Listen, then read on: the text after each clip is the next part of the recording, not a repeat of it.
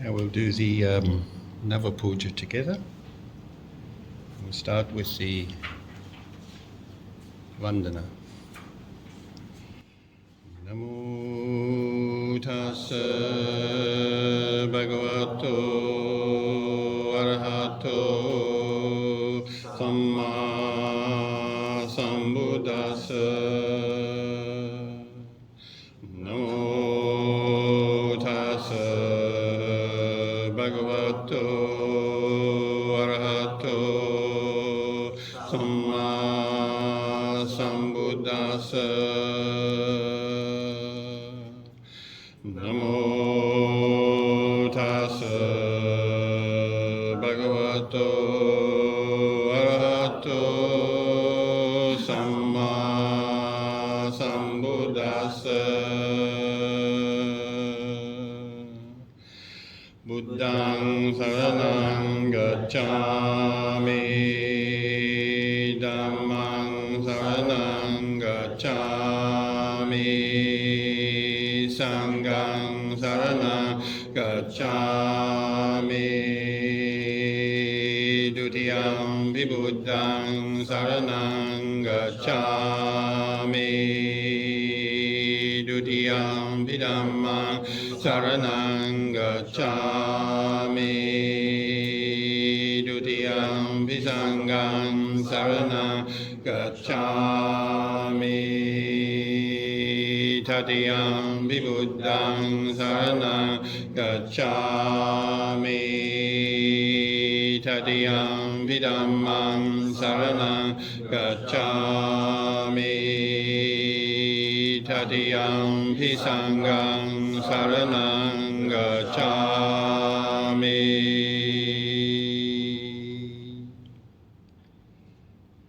Now we'll say the 5 precepts together. I'll say them first. You repeat them after me if you're sincerely trying to practice them. We take the precept to abstain from killing. We will act for the welfare and happiness of all beings.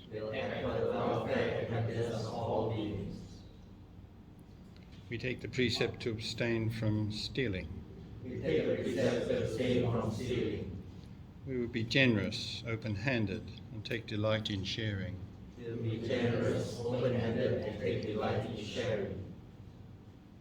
We take the precept to abstain from sexual misconduct. We will care for the body, keeping it pure in all ways.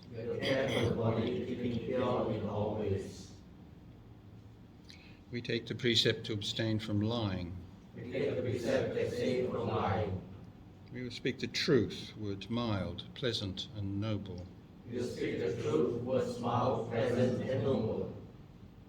We take the precept to abstain from intoxicating drinks and drugs. We will care for the mind, keeping it pure, alert, and unconfused.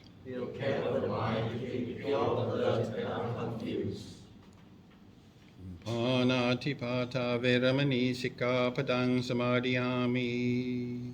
Panatipata veramani sikkhapadang samadhiyami. Adinnādāna veramani sikkhapadang samadhiyami. Adinnādāna veramani sikkhapadang samadhiyami. Kāme sumicchāchāra veramani sikkhapadang samadhiyami. Kāmesu micchāchāra veramani sikkhapadang samadhiyami.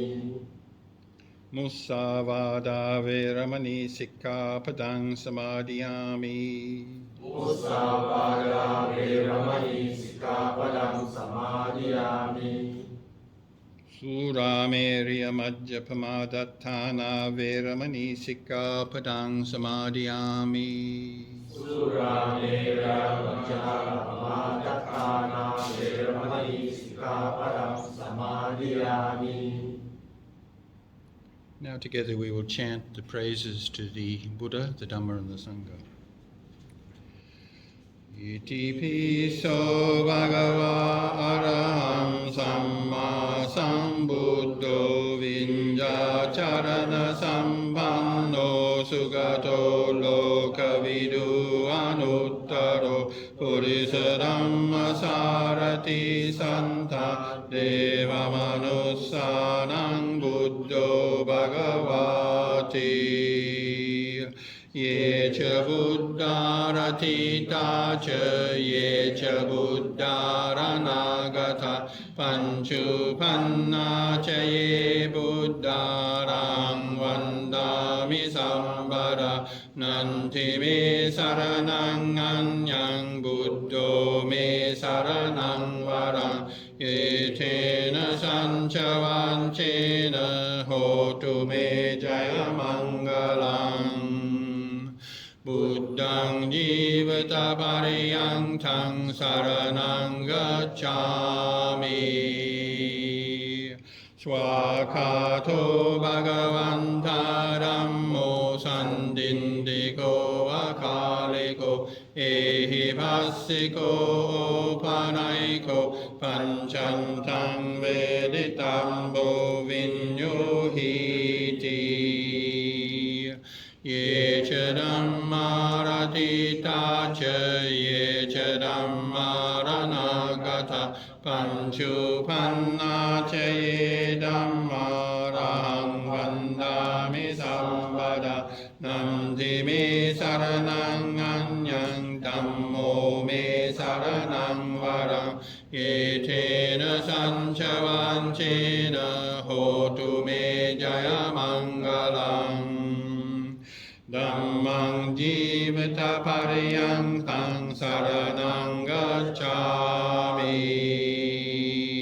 Supatipanno bhagavato savaka sangho Ujupatipanno bhagavato savaka sangho Nyayapatipanno bhagavato savaka sangho Samicipatipanno bhagavato savaka sangho Yadidam jantari purisayukani anta purisa Pungala Esa Bhagavato Savaka Sangho Ahuneyo Pahuneyo Dankineyo Anjalikaraneyo Anuntarang Punyakentang Lokasati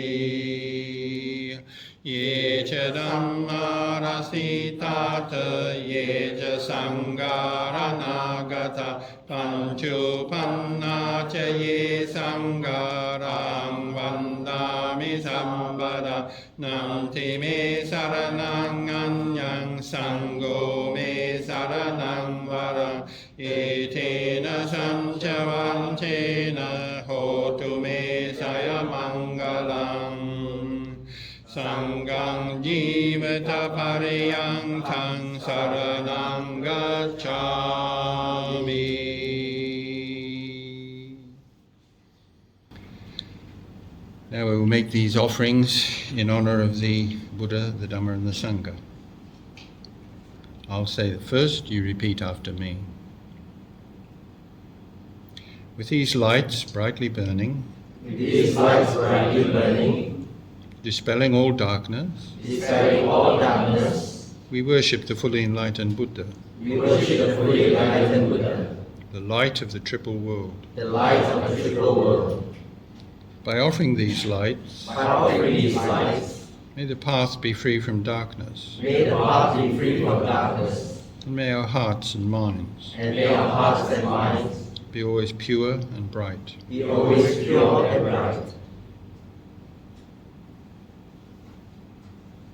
We offer these flowers, fresh, fragrant and beautiful, at the Buddha's lotus-like feet. By offering these flowers, may we realize the truth of impermanence, which destroys all craving and cuts all bonds.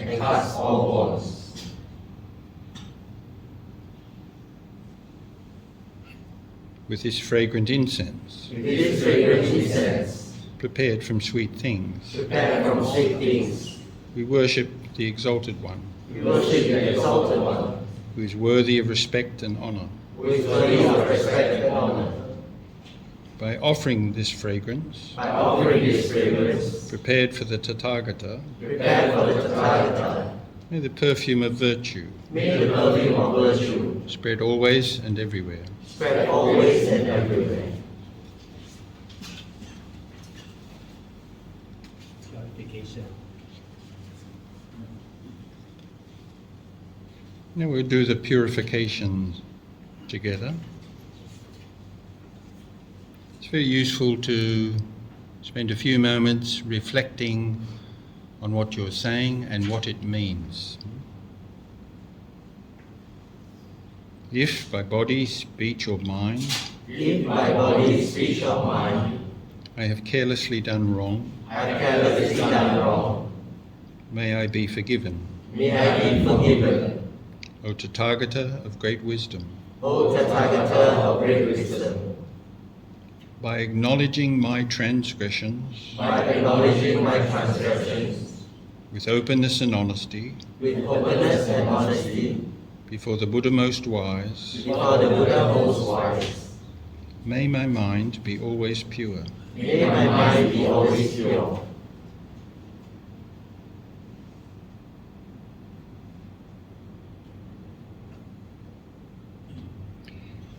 If by body, speech or mind If by body, speech or mind, others have done me wrong, others have done me wrong, I forgive them everything now, I forgive them everything now, before the fully enlightened Buddha. before the fully enlightened Buddha.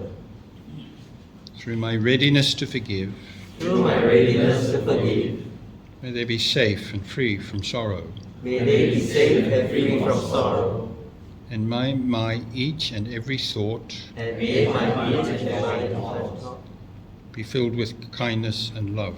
be filled with kindness and love.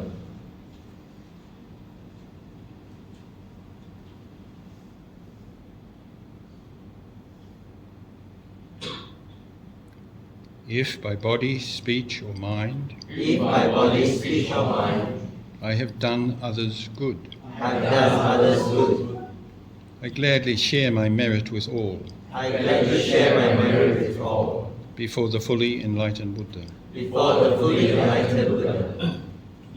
With a mind free from pride, With a mind free from pride, I rejoice in my own good deeds, I rejoice in my own good deeds, wishing that all beings everywhere wishing that all beings everywhere may share in my happiness. may share in my happiness. Now we'll just spend a few moments calming and clarifying our minds by sitting in a comfortable posture with our hands in our lap or on our knees and keeping our back straight. Just watch the in and out movement of our breaths. Breathing naturally in and breathing naturally out.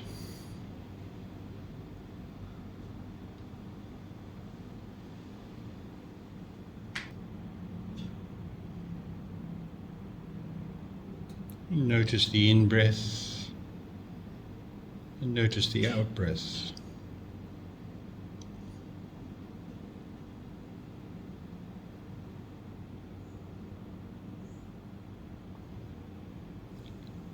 Watching the in-breath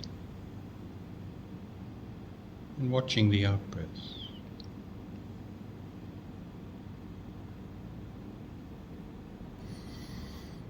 In and out.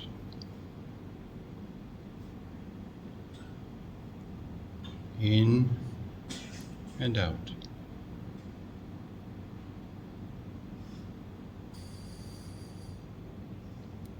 Now, gradually finish your meditation and open your eyes.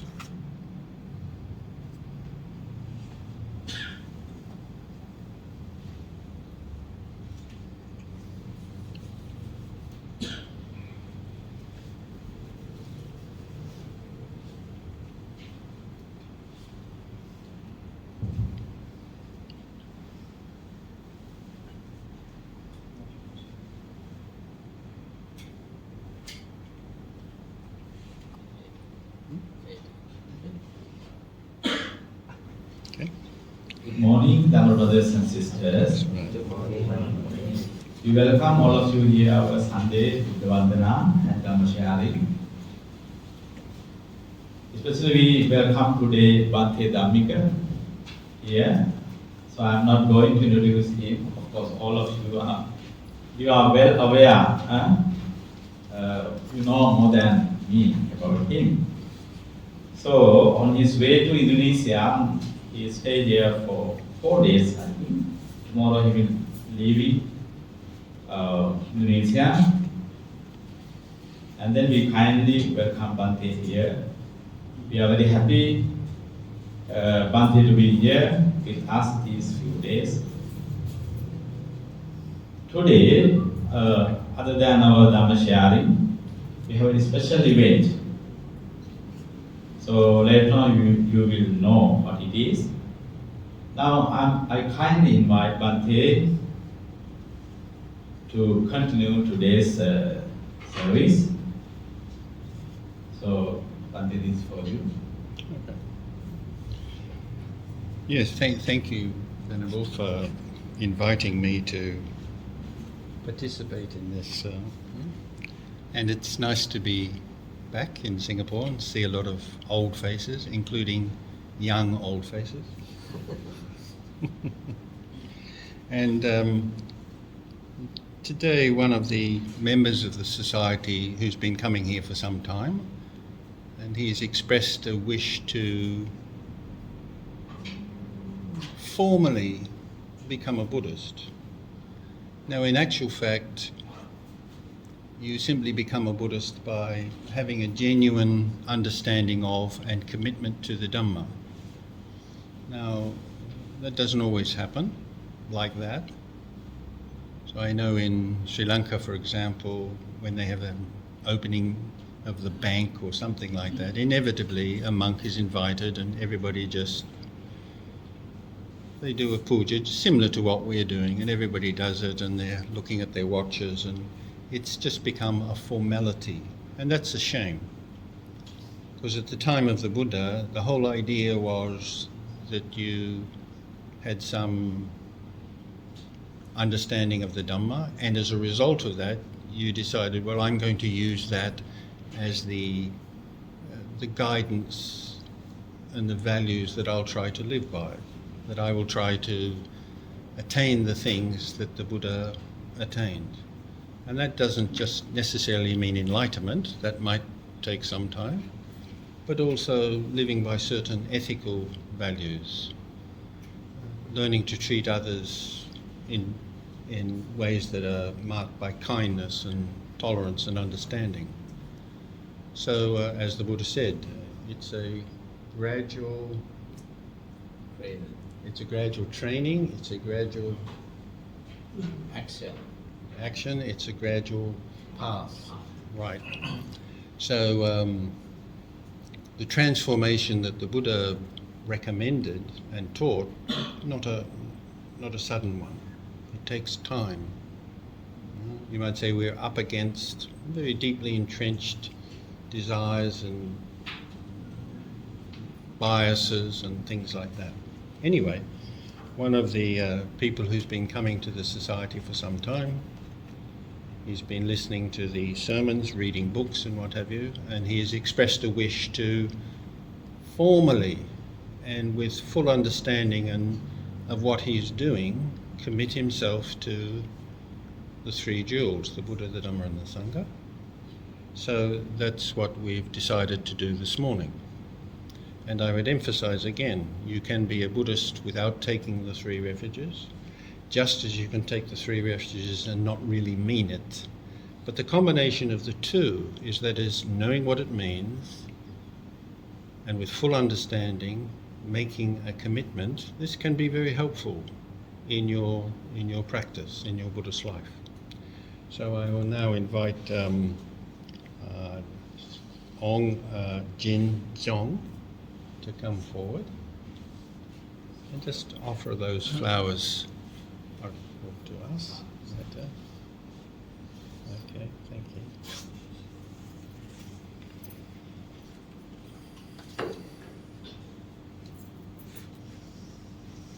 you. Why don't you sit there or sit here?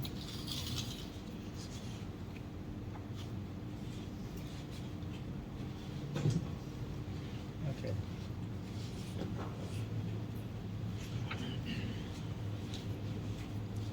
You have the book, did you? There you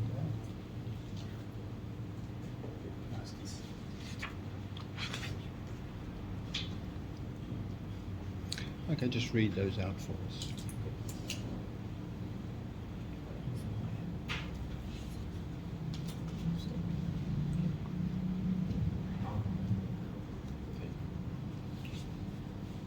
May the Buddha guide my thoughts and actions throughout the day. May the Dhamma help me be strong in moments of weakness, brave in times of trouble, and calm in the face of changing fortunes.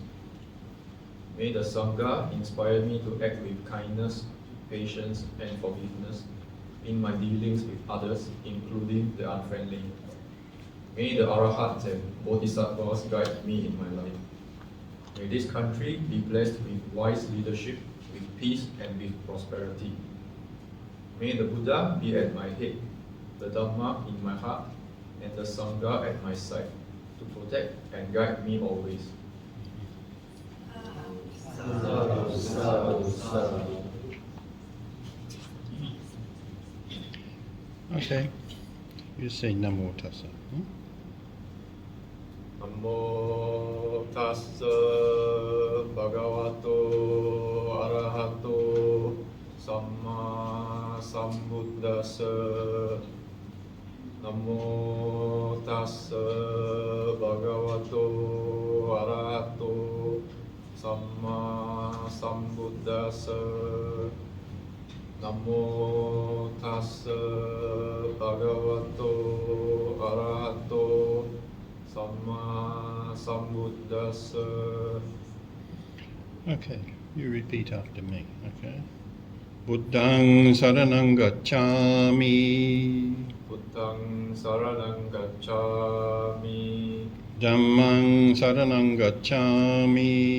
Dhammang Saranang Gacchami. Sanghang saranang gacchami. Sanghang Saranang Gacchami. Dutiyampi buddhang saranang gacchami.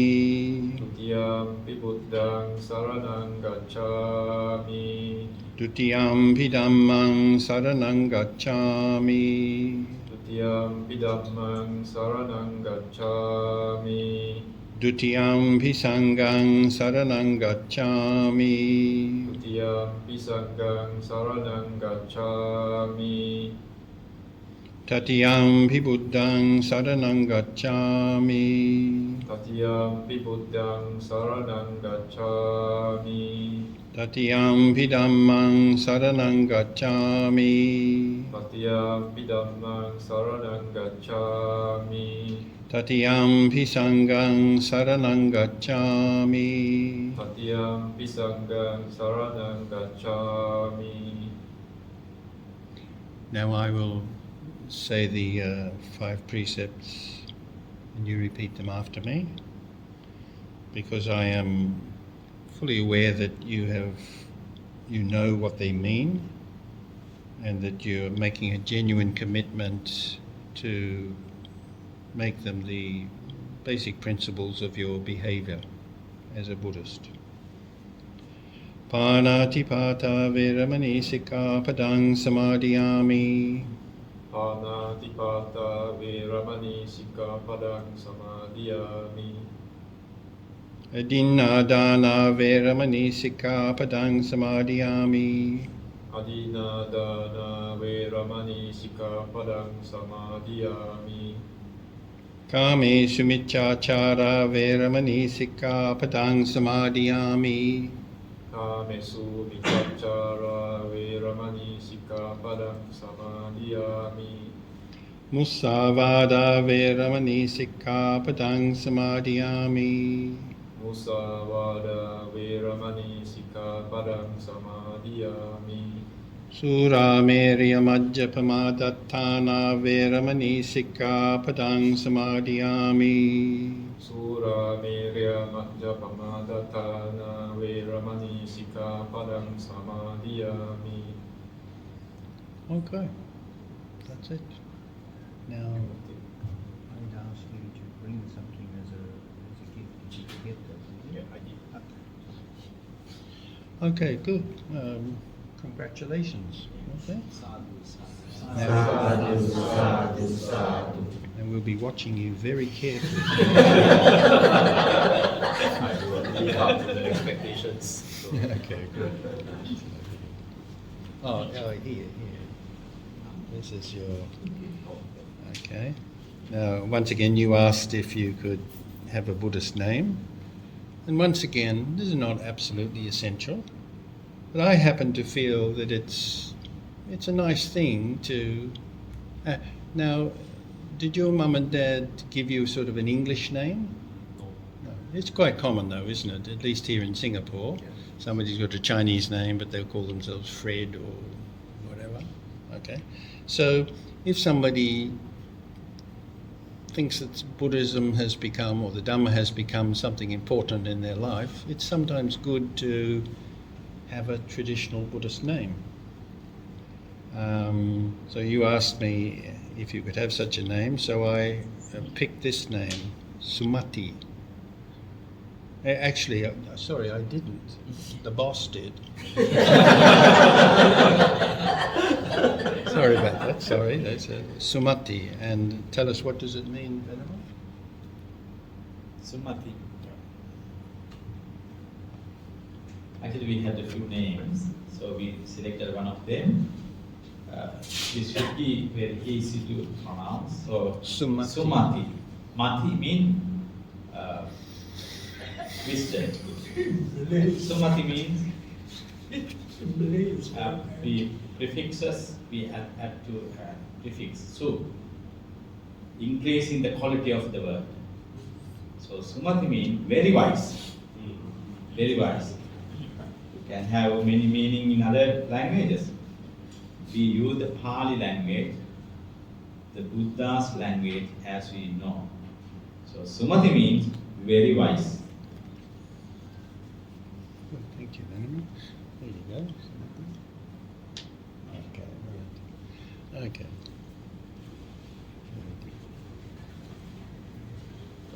Well, anybody who has sincerely practiced the Dhamma is, you might say, a refugee. They've taken refuge. Okay, and a refuge is a safe place in a time of danger. So the Buddhist understanding of yikes.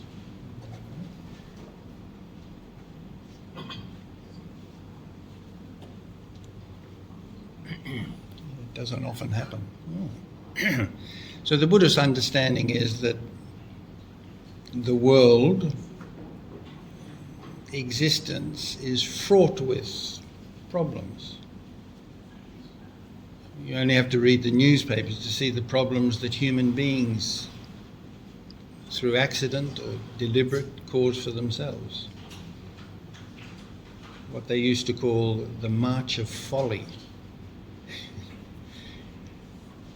When I was in Europe some time ago, I went to some of these wonderful Christian cathedrals from the Middle Ages, and usually above the door they have carved what they used to call the March of Folly, and it showed people sort of marching along, usually to hell, fighting and quarrelling and creating problems for themselves and what have you, and then to God's judgment. And interestingly, there would be a farmer or a soldier, but also the bishops with their bishop's hat. In other words, everybody can be involved in these terrible things. But then there is also the natural things. Our natural inclinations is we'd like to live forever.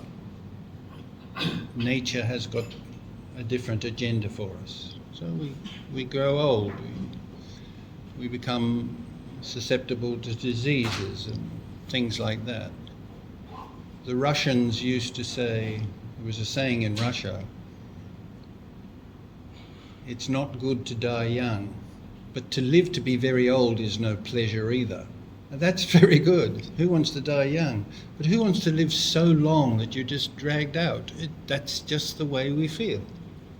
So the Buddha was very aware of this. So his idea was to try to find a state of mind, a state of being, whereby you're not involved in that. That's what he called Nibbana or Nirvana. And so a Buddhist is somebody who takes the three refuges. So they take the Buddha as the ideal. What he did and how he behaved and how he reacted with others, we would take to be an ideal worthy of emulation, worthy of being copied. The Dhamma as a sort of a blueprint of how to live your life. Because there's lots of different ideas. You only have to look at history. What seemed to be okay only 100 years ago is considered to be completely inappropriate now. Or what was considered good 100, 200 years ago was considered to be okay. Now it's considered completely inappropriate. So there we get these mixed messages. So the Dhamma is a blueprint for behavior and life and relationships that's a pretty good one. So taking refuge in the Dhamma means to use that as your life principles. And taking refuge in the Sangha is, well, because it's a gradual doing, a gradual practice, a gradual path, it can be good to have companions who can help you walk that path. And that doesn't mean that they have to be enlightened, but that would be great. But as I always say, when you become enlightened, they don't give you a badge. You know, you can't say, oh no, he's not, he's got one. We don't know. Now, in the Buddhist tradition, there is a tradition of some people claiming to be enlightened, as you see in the Tibetan tradition. That's somewhat different from what the Buddha taught. He said, no one is born a Brahmin. That is, nobody is born enlightened. Okay? But also, you don't necessarily have to have somebody who's enlightened to be a guide, a helper. Somebody who just knows better than you, or knows more than you, or is more sensible than you, who that you can depend upon, or who can share what they know, their experiences with you. So traditionally, the Sangha meant people like ourselves, monks and nuns. Why? Because they were people who had given up worldly concerns so that they could focus fully on understanding the Dhamma.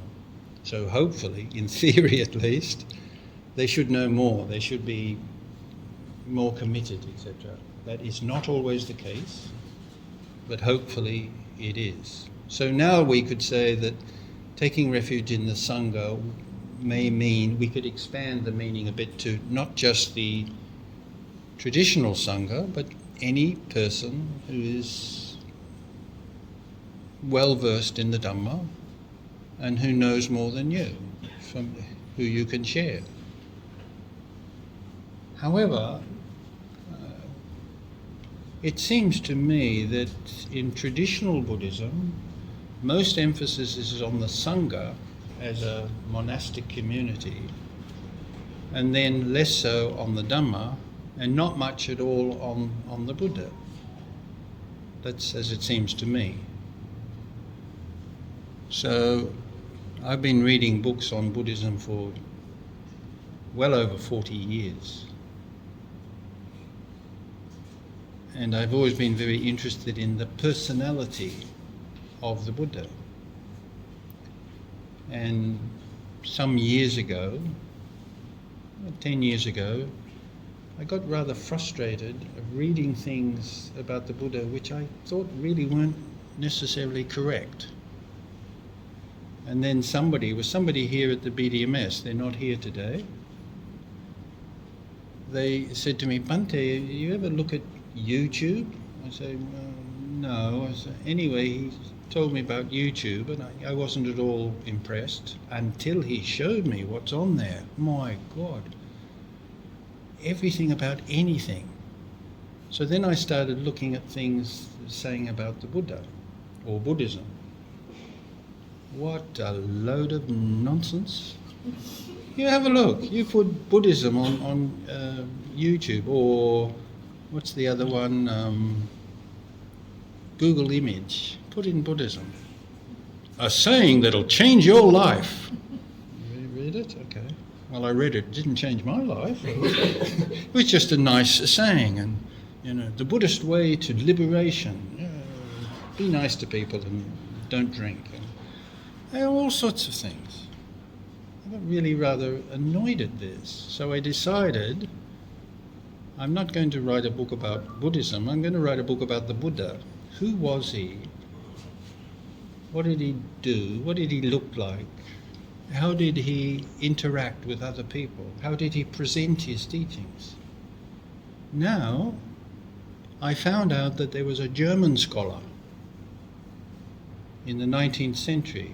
He was one of the Western pioneers of Buddhism. His name was Henry Oldenburg. He was a German. And he wrote a book which I think he published in about 1891 in German. It was very rapidly translated into English, and it's online, and it's still a good book to read. Where he, in a part of the book, he described the Buddha's Dhamma, something about the history of Buddhism, and then he had a section on what the Buddha was like. And he had gone through the Tipitaka quite carefully, and picked bits out, and presented a picture of what the Buddha was like as a human being. And that, I was quite impressed by that book. So I thought the only thing about the book was it didn't have enough of this information about what the Buddha was just like as an ordinary human being, or apparently an ordinary human being. So I thought, right, I'm going to walk in his footsteps, in Henry Oldenburg's footsteps, only I'm going to do a whole book, or however much it takes, however big it is. I'm going to select and pick out everything that it says about the Buddha. Okay? And the result of that was this. If you want to know about Buddhism, don't bother reading this. It's not about Buddhism. It's about the Buddha. Now, of course, it's not really possible to talk about the Buddha without talking about something about what he taught. And not only what he taught, but how he presented it. But primarily, it's about what the Buddha was like as an ordinary human being. Now, when I say that, I don't mean he was just one of the guys. You meet him and have a chat with him at the coffee shop or go to a bar with. I don't mean that. I mean that physically and maybe in his behavior, he was like everybody else. I was not able to find anywhere where it said that he picked his nose. Okay? But, which is what ordinary people do. I wasn't able to find anything like that. But I did find something where, for example, it mentions there, one day he was giving a talk and he sneezed. And everybody shouted out, just as people may do today. Long life. Well, long life, how do you say it in Chinese? What do you say in Chinese? May you live long or something like that? Wang Sui. Wang Sui, what does it mean? Long life? 10,000 years. 10,000 years. The Chinese crazy. Not 9,500 years, it's always going to be 10,000 years. So everybody shouted out, long life. It's in the book, read it. And you're supposed to say, reply, well, long life to you. That's what they apparently did in India. Anyway, everybody shouted out long life, and the Buddha said, oh, what was I saying? And he forgot the gist of what he was saying. They shouted so loud. What was I saying? And so then it's quite interesting what he did. He said to them, when somebody sneezes and you say long life, do they live longer because you said that? And the audience, not really. He said, then don't do it. Now, I think he was a bit of a spoil sport. I mean, seems to me to be a small thing, but it gives you some idea of how he thought. I think maybe at that time people really took that seriously, that you did live long. So he said, just don't do it. I found that very interesting. And there is another place, even more amazing. And I've been reading the Tipitaka, the Buddha scriptures, for well over 40 years, and I had never seen this before. My eye must have gone over it as I read it, but I ignored it because I wasn't interested in such things. I was interested in the Dhamma, what the Dhamma said. But there is a place in the Tipitaka where the Buddha says, when I'm on a journey, and he spent much of his life wandering around India, when I'm on a journey and I have to go to the toilet, I look up the road, and then I look down the road, and if nobody's coming, then I squat down and go to the toilet. Can you imagine?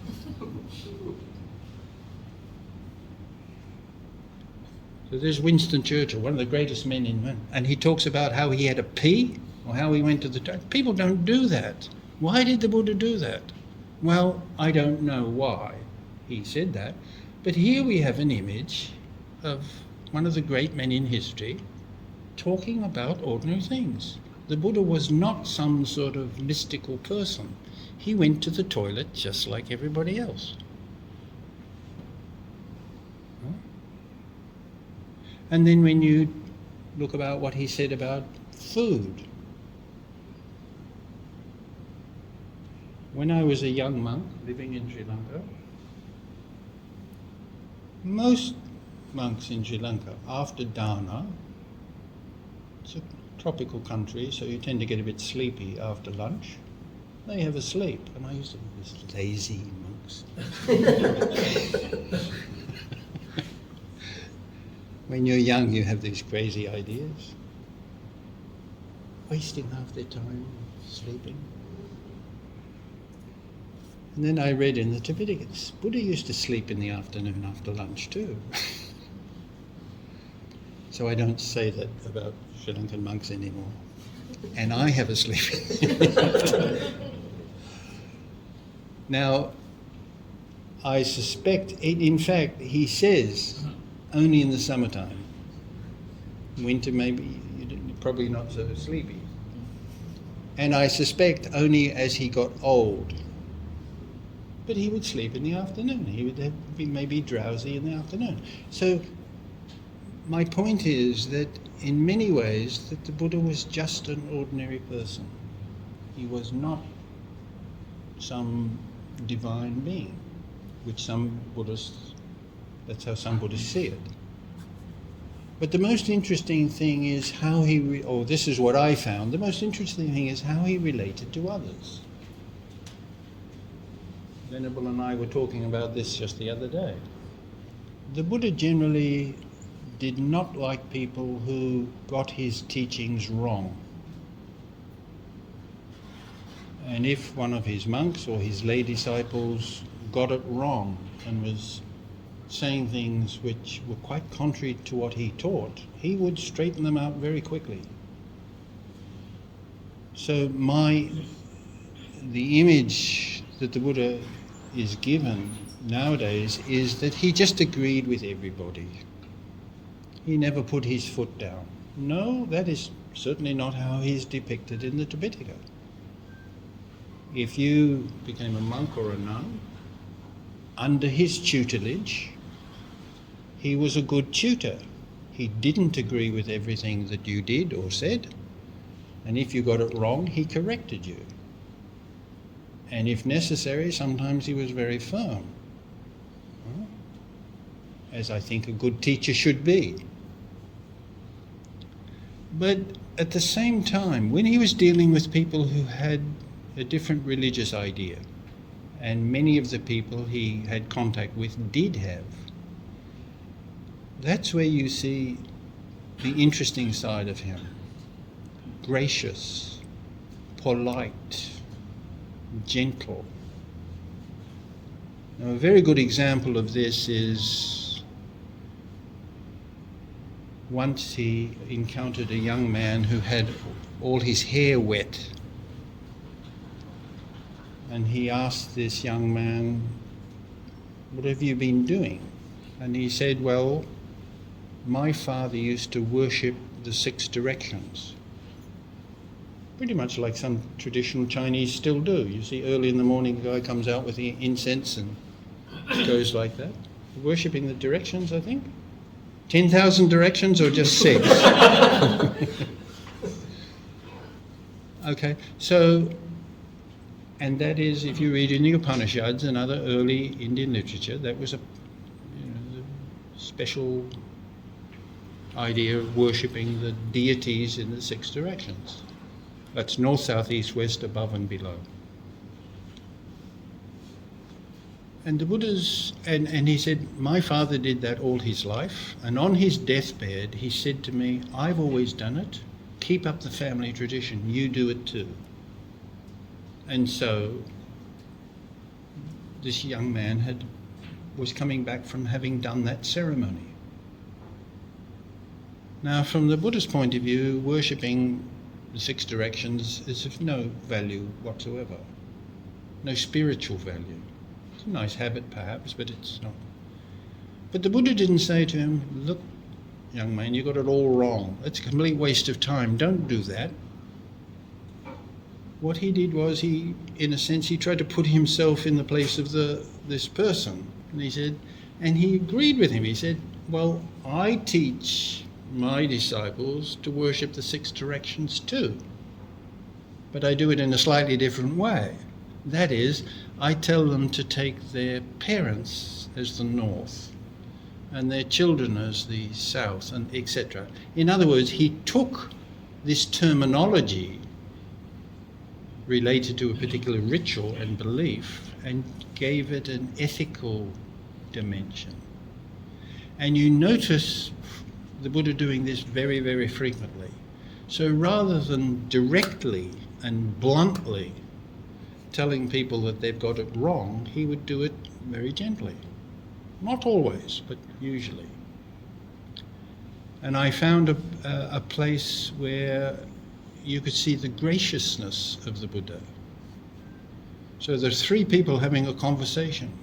There's Ananda, some Brahmin. Brahmins were the priests, the traditional priests of Hinduism, and the Buddha. And they were having a discussion. And Ananda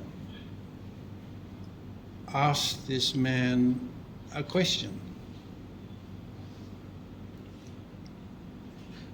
Because he'd said something rather silly 5 minutes ago. And he asked him for clarification. And the man saw that if he answered Ananda's question, he'd be contradicting what he'd said just before. Okay? So if ever you're having a debate with a person, that's exactly what you want. You can get them to contradict themselves.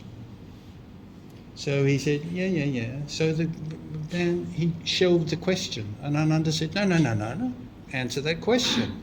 And the guy obviously was trying to not answer the question.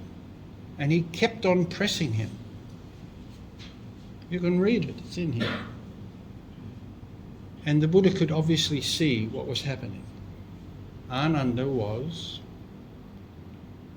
could see that this guy had got it wrong, and he kept on demanding that he answer that question, which would embarrass him if he answered it properly. So the Buddha interrupted, and he said to the man, what's happening in the royal court lately? And I imagine the young man said, well, the king said this and the king said that. In other words, he saved him. He could see that he was embarrassed. He was in a sticky situation. And then the conversation went in a completely different direction. And I take that as an example where he thought it's not necessary to win every argument. It's not necessary to always get the better of the other person. It's not always necessary to be right. I think most times it is, but there is an example where it's not. Let the other person win their argument every now and then. So if you put all these things together, each of them is only a rather small thing. But if you put them all together, there's a lot of them. And if you put them all together, you get a very full picture of what the Buddha was like as a human being. And I'll give one more example. So one of the rules for monks, or I suppose for lay people too, if through your meditation and your spiritual practice you develop some psychic power, and some of the psychic powers mentioned in the scriptures, I'm not sure I believe all of them. But we are told, particularly through meditation, it may unleash certain powers. For example, the ability to read somebody else's mind, or to be able to hear what somebody is saying over a long distance. I've always thought I wouldn't mind developing some psychic powers. But I'm not sure I'd like to read other people's minds. It'd be like reading a trashy novel. I could see the value if you wanted to teach somebody. You could know what they think and what they feel, and you might be able to mould your message directly to them. And according to the scriptures, the Buddha could do that. But for example, there's one story where one layman had developed quite high psychic powers, and he had a light coming out of the end of his finger. And if he was late going home, he had a torch. He just turned on his finger. Yeah, really, that's what it says. I don't believe that. It would be convenient, wouldn't it? See at night. Anyway, so that's what the scriptures say, that you can develop these psychic powers. But one of the rules for monks is, if you do develop such powers, you shouldn't talk about them and you shouldn't demonstrate them. And I think that's a very wise idea, because people love psychic powers. They're fascinated by them. And you don't necessarily have to be a wise and a good person to have healing powers or anything like that. You can be a scoundrel. And yet, if you've got psychic powers, people will come from all over the place. They will treat you as special. And the history of the world, including the history of religion, is full of stories about people who had or were believed to have special spiritual powers, psychic powers, and they attracted huge crowds to themselves, and it ended up they weren't particularly good, not particularly holy. And such things happen in Buddhism too, even today. So when the Buddha said, if one of the rules that you should live by is, should you develop such powers, don't demonstrate them to others. So that's the background. Then, according to the story, one monk developed the power to levitate. And what had happened is, one particular area, some bandits had kidnapped some children.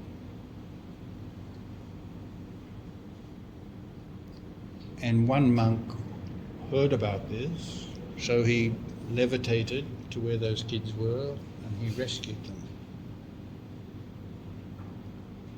And when his companion monks heard about this, they criticized him. You've broken the rule. You've demonstrated your psychic powers. And they went to the Buddha and tittle-tattled. Yeah, and he did this.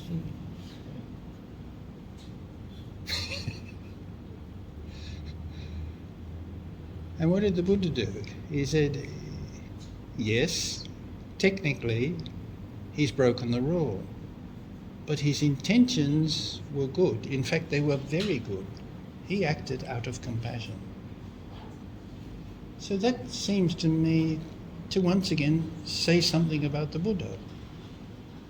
That we all need rules to live by. But there may be times when, for the best intentions, in an emergency, we have to put that aside. It's more important to, in this case, rescue people who had been in peril than to follow a rule. So normally that rule is valid, but not necessarily in every case. In other words, the Buddha was flexible.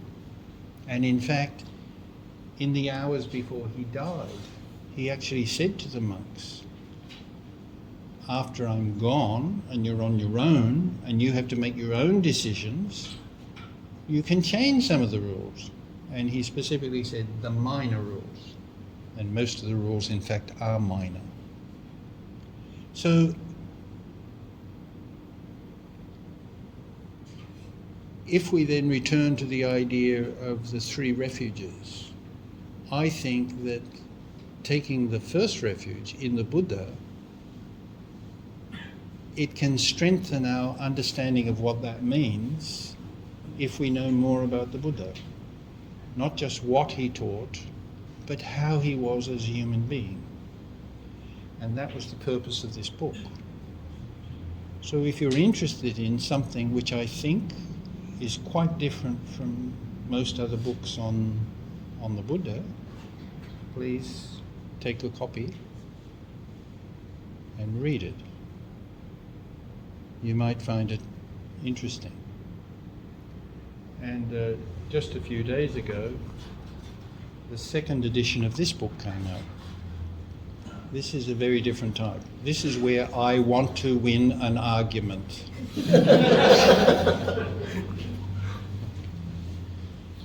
We Buddhists often get things wrong. And one thing we have a lot of misunderstanding about is that subject. And one of the major misunderstandings about that is, I'm sorry to say, that even some monks perpetuate this misunderstanding. And that misunderstanding is that everything that happens to you is due to karma. Everything that happens to you is due to something you did in your past. And more than that, it's always your past life, not yesterday or a year ago. It's always your past life. And the result of that won't be tomorrow or the next day. It's always the next life. And that may well be so, but that's not what the Buddha taught. The Buddha did not teach that everything that happens to you is due to your past karma. And that's pretty much what this whole book is about, and I hope I have argued strongly and based on the text, or based on what the Buddha is supposed to have taught on that. And I have explained some other things too. Recently, I'm not sure why this happened, but recently, at least in the West, some Buddhists are talking about collective karma, what they call collective karma. That is, or sometimes now they're calling it corporate karma. So the idea of karma is you act, you're responsible. So we have moral responsibility. So this idea of collective karma is you do something wrong, we're all responsible. Okay? So I think this idea has come about because sometimes a large group of people, an ethnic group or a nation, everybody in that group has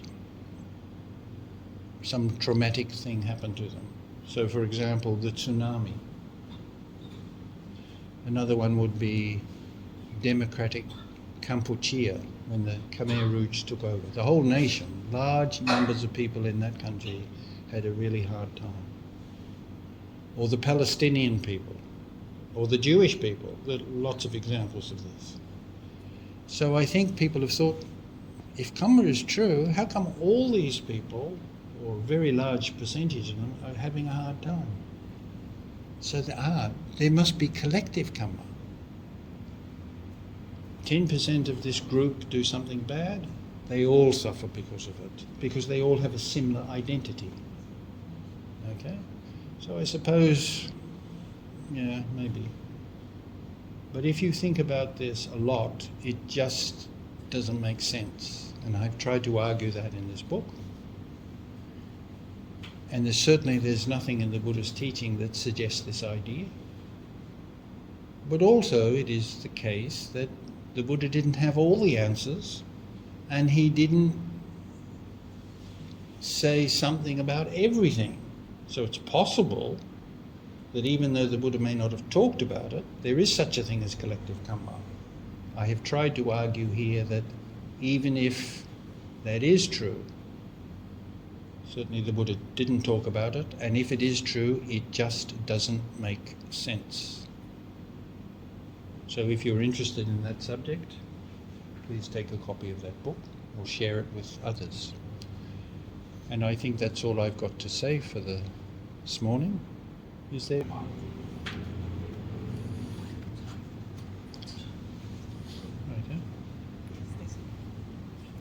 Well, if there's nothing else, we'll finish for this morning.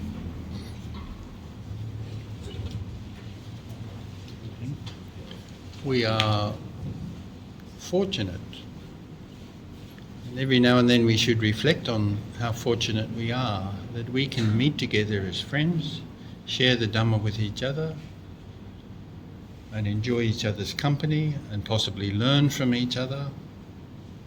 It's a rare opportunity. So this is an opportunity for gratitude and joy that we are in that position at this time.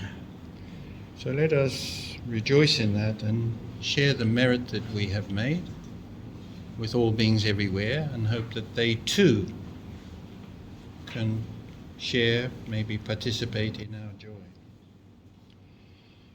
Etavata charammehi sampadang punya sampadang sabbe deva anumodantu sabba sambandhi sindhya etavata charammehi sampadang punya sampadang sabbe bhutaranumodantu sabba sambandhi sindhya etavata charammehi sampadang punya sampadang sabbe devaranumodantu sabba sambandhi sindhya. And now we will finish by chanting the closing chant. It's on page 48. And we chant these first two verses from the Dhammapada because we think that it epitomizes or sums up pretty well what the Dhamma is all about. It's about the mind. That according to how we use our mind, we can make our lives easier or more difficult. That's what the verse is about. Mano pumbang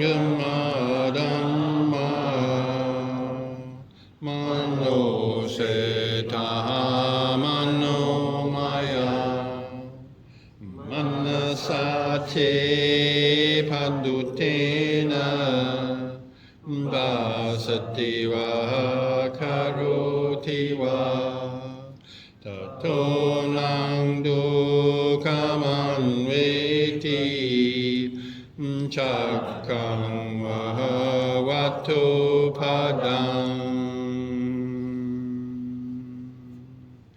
Manopumbangam Dhamma Mano Seta Mano Maya Manasache Pasanena Vasati Va Karoti Va Tato Nang Sukhamanveti Chaya Va Anapayani Tato Nang Sukhamanveti Chaya Va Anapayani Tato Nang Sukhamanveti Chaya Va Anapayani Sadhu Sadhu Sadhu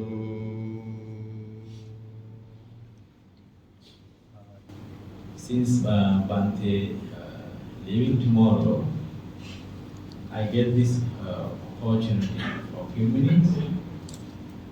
Just to thank the Bhante. And also, this year we met I think 2 times here. Bhante stayed 2 times. This is the second time. So there were so many questions arose in my mind actually while Bhante was sharing. So I thought all of you may have questions. Of course, you all should have questions. But of course, even though we have many questions, we don't have time to answer. They're shy. So therefore, I think our knowledge, understanding, realization continues with discussion, conversation, question. So just we listen actually does not improve. So therefore, we have to listen, we have to understand, and we have to also question. As Bhante mentioned earlier, there are thousands of talk on duty, and of course they are very less something related to Buddhism sometimes directly, or sometimes there is no reference to the early Buddhist teaching. Perhaps we say so many things, but very hard to relate where it is. References are not mentioned, just we can entertain. So therefore we have to listen carefully, understand, and also question, and then discuss. Then actually we can improve our understanding further and further. So Buddha also always encouraged us as listeners to question. So therefore, this I take this opportunity, but they also explained. I was very interested always to listen and read what Bhante wrote and also explain. One thing I was interested was the Bhante's giving opportunity for the reader to have some form of questioning without having authority. I remember when I read the booklet written by him, to eat or not to eat meat is a very controversial topic over the centuries. And then Bhante had a very good research done throughout all the other traditions, and then actually very nicely ended up the booklet. So I am very happy to read that way of writing. So I appreciate always that. And then when you think about the latest book Bhante read, I could not read completely, of course. You did? I read some part of that, and then I came to know, and also from Bhante himself, even you listen today, you know, the purpose is to have a realistic Buddha's image. So you may have the Buddha in you. I'm asking you. Over the years in your living in this world, you might have a Buddha image in you. I also had.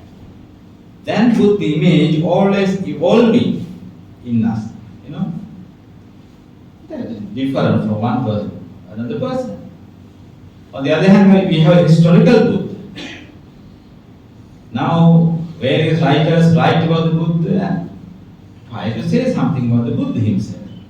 That is how the writers see of the Buddha. Very much, of course, with the evidence available in the scriptures. So we have to be very happy. All these writing, and also we should not forget that we have various traditions over the centuries. Of course, we come to know there are 18 sects. Then they also had different ideas about Buddha himself. You see what Sarvatiwadi tradition, then we have Theravada, sometimes it's called other names, Mahayana tradition, Vajrayana tradition. So many. Why? They have their own understanding of the Buddha himself. So therefore we have to be very critical about that. And I understand myself. When I understand the Buddha himself and the teaching of the Buddha, always is evolving, developing, changing, going so many changes. I don't have the Buddha image or the nature of the Buddha that I had earlier, many years ago. That is how I think all of you may have like that. So, therefore, this book written by Bhante is therefore very interesting. Then also about the Dhamma, also interesting topic of all the times. We should have so many questions from that. I think maybe you are thinking the time is limited, therefore the time to talk. Anyway, we also repeatedly mention that in our Buddhist discussions what the Buddha meant and what Buddha did not mean about when we think about everything due to past karma. Of course, I think you all know that now. It is a teaching of Jainism. Sabbam pubbekati hetuvada, everything due to past karma. It is not Buddhism. But very much people who are not aware of what Buddha taught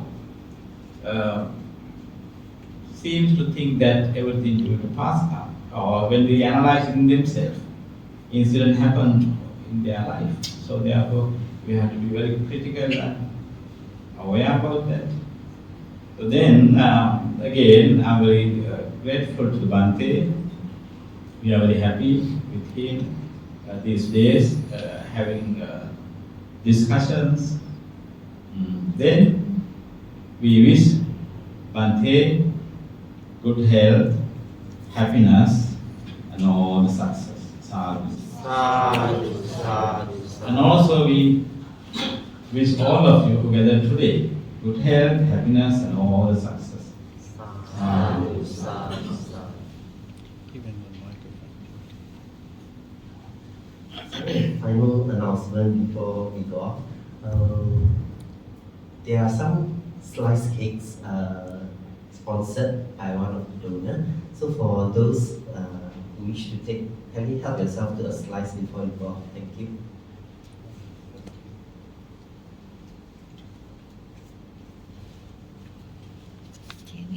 He's now 16 years old. He's seated there, nice looking boy. The boy that you Earnest, baptized. oh yeah. The importance of being earnest. Where's Ernest? Oh, right. Nice to see you again. You look so different. What happened?